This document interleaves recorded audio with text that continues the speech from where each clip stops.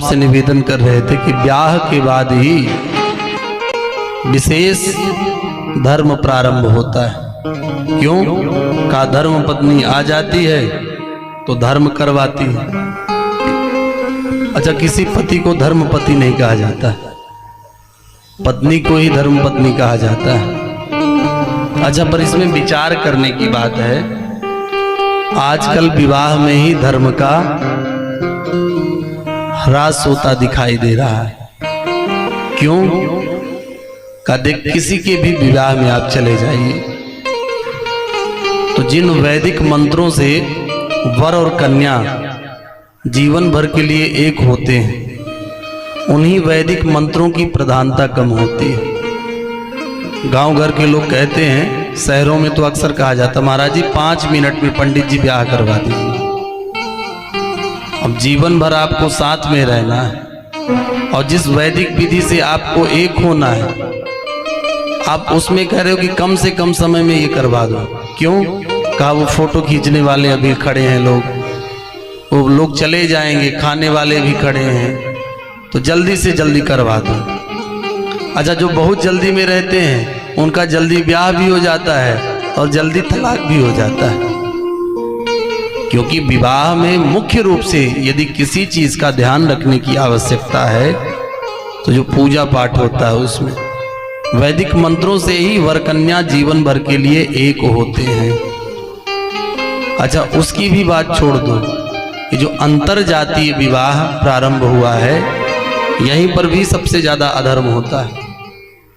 हर वर्ण के व्यक्ति को चाहिए कि अपने वर्णानुसार ही अपने कन्या या वर का विवाह करें। अब तो जितने पढ़ते लिखते जा रहे हैं हम, उतने ही धर्म के प्रति हम लोग सुस्त होते जा रहे हैं।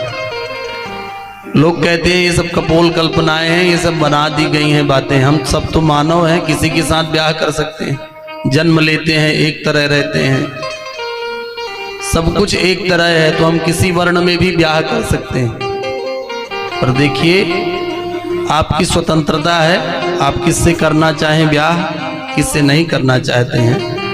पर यदि धर्मानुकूल, धर्म के अनुसार यदि आप ब्याह करना चाहें, शास्त्र के अनुसार ब्याह करने चाहें, तो अपने वर्ण में ही ब्याह करना चाहिए। ब्राह्मण को ब्राह्मण में, क्षत्रिय को क्षत्रिय में, वैश्य को वैश्य में और शूद्र को शूद्र में ही ब्याह करना चाहिए। नहीं तो इससे वर्ण संकरता फैलती है।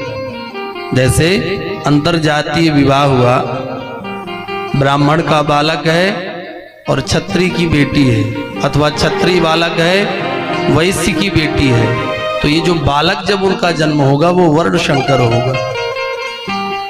गीता में भी लिखा है, क्या लिखा है?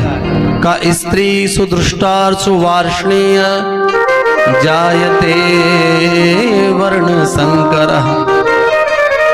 और उस संतान के कारण मरने के बाद लोगों को नरक में जाना पड़ता है। जो पितर बैठे हुए हैं उन पितरों को भी नरक में जाना पड़ता है। अर्जुन ने भगवान से कहा युद्ध करते समय, गीता के प्रथम अध्याय की चर्चा है, अर्जुन ने भगवान से कहा प्रभु हम युद्ध करेंगे तो हजारों क्षत्रियों की स्त्रियां विधवा हो जाएंगी। लाखों की संख्या में जब ये विधवा हो जाएंगी तो हो ना हो किसी पुरुष का साथ करेंगी, और किसी पुरुष का साथ जब ये करेंगी तो इनका जो पुत्र होगा ये तो वर्ण संकर होगा, और वर्ण संकर यदि पुत्र हुआ तो समाज का पतन हो जाएगा। इसलिए विवाह में बहुत ध्यान रखना चाहिए। हम तो हर जगह भाइयों से भी प्रार्थना करते हैं और बहनों से भी प्रार्थना करते हैं कि आप बिना प्रेम किए रहोगे नहीं, किसी ना किसी से तो प्रेम करोगे। भाई प्रेम करो तो देख सुन कर करो कि जिससे हम ब्याह कर लें, ऐसी जगह प्रेम करो जिससे माता पिता भी विवश ना हो, मना ना कर पाए, ऐसी जगह करो। बोल बांके बिहारी लाल की जय। धर्म की शुरुआत ही यहीं से होती है।